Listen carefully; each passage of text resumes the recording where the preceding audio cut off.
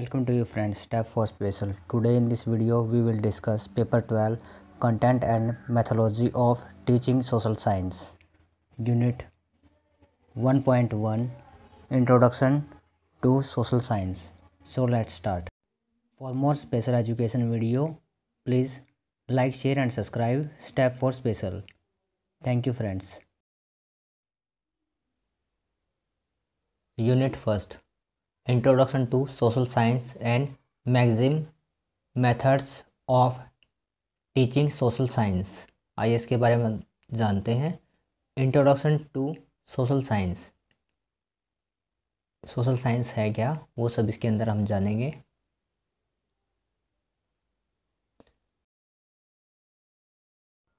जनसंख्या विस्फोट, समाज विज्ञान की मांग, नगरीकरण, औद्योगिक उन्नति, यातायात आदि के विकास की वजह से मानव ने समायोजन की समस्या को जन्म दिया है.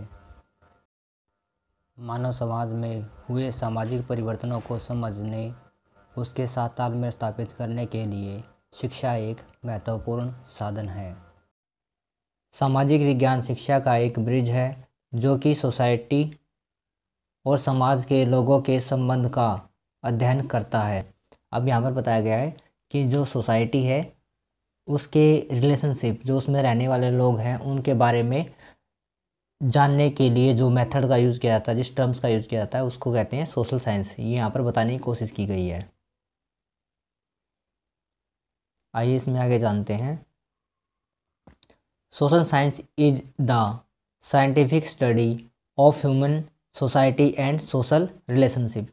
अब यहाँ पर बताया गया है कि सोशल साइंस होता है क्या है. जो सोशल साइंस के बारे में बताए गए हैं वे नॉर्म्स हैं.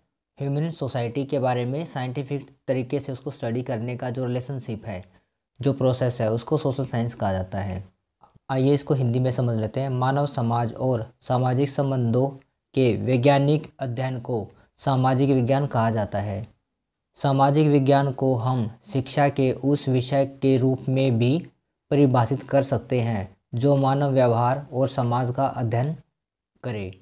अब यहाँ पर बताया गया है कि मानव संबंधों और उसके जो इन्वायरमेंट में जो भी परिवर्तन हो रहे हैं उन सब को जानने के लिए जिस हम स्ट्रेटजी का यूज़ करते हैं, जिस क्रम का यूज़ करते हैं, उसको सामाजिक विज्ञान कहा गया है. ये यहाँ पर बताने का प्रयास किया गया है.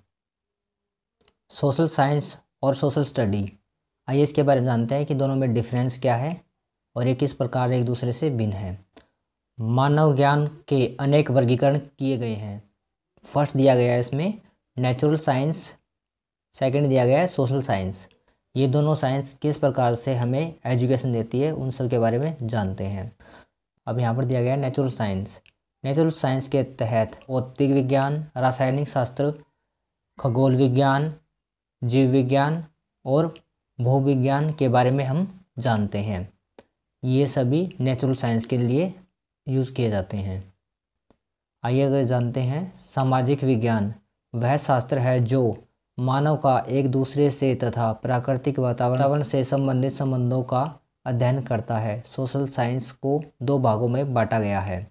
अब यहाँ पर बताया गया है कि जो सामाजिक विज्ञान है वो मानव से प्राकृतिक वातावरण में संबंधों का जो अध्ययन किया जाता है उसको कहा जाता है. अब इसको भी दो भागों में बांटा गया है समझने के लिए. आइए जानते हैं इसको. फर्स्ट दिया गया इसमें प्योर सोशल साइंस.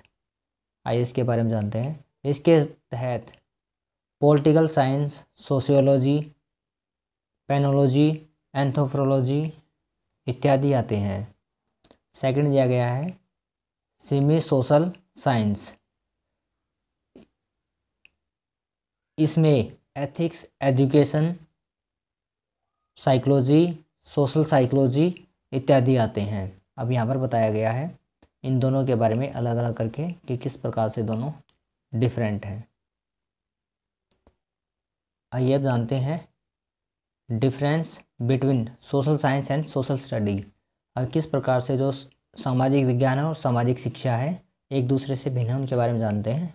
यहाँ पर अलग अलग करके बताया गया है कि फर्स्ट पॉइंट सोशल साइंस, सामाजिक विज्ञान, इसकी विषय वस्तु का भौतिक स्तर उच्च होता है कि यह हाई लेवल की होती है, इसमें ये बताया गया है। सेकंड ऑप्शन दिया गया है इसका सोशल स्टडी, सामाजिक शिक्षा।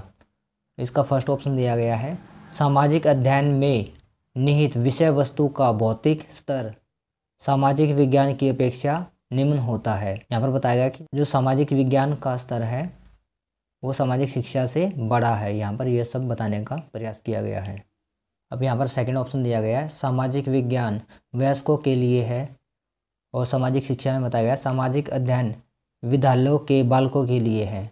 अब यहाँ पर बताया गया कि जो ये सामाजिक विज्ञान है ये बड़े बच्चों के लिए जो कि हायर एजुकेशन प्राप्त करते हैं उनके लिए, और ये जो प्राइमरी तक की एजुकेशन होती है उन सब के लिए। इसका थर्ड पॉइंट दिया गया है सामाजिक विज्ञान का क्षेत्र विस्तृत होता है, सामाजिक अध्ययन का क्षेत्र इसकी अपेक्षा संकुचित होता है। मतलब बताया गया है कि जो सामाजिक विज्ञान है इसका एरिया ऑफ स्टडी बहुत बड़ा होता है और जो सोशल स्टडी है इसका एरिया छोटा होता है, कम होता है। 4 पॉइंट दिया गया है सामाजिक विज्ञान अधिक सैद्धांतिक है, जबकि सोशल स्टडी के बारे में बताया गया है यहाँ पर सामाजिक अध्ययन अधिक व्यवहारिक है। 5 पॉइंट दिया गया है सामाजिक विज्ञान का मुख्य तत्व विद्वता और सामाजिक उपयोगिता है। बताया गया है सामाजिक अध्ययन का मुख्य तत्व निर्देशात्मक उपयोगिता है। ये सब इसके बारे में डिफरेंस बताया गया है कि किस प्रकार से जो सामाजिक विज्ञान है और सामाजिक शिक्षा है एक दूसरे से भिन्न है।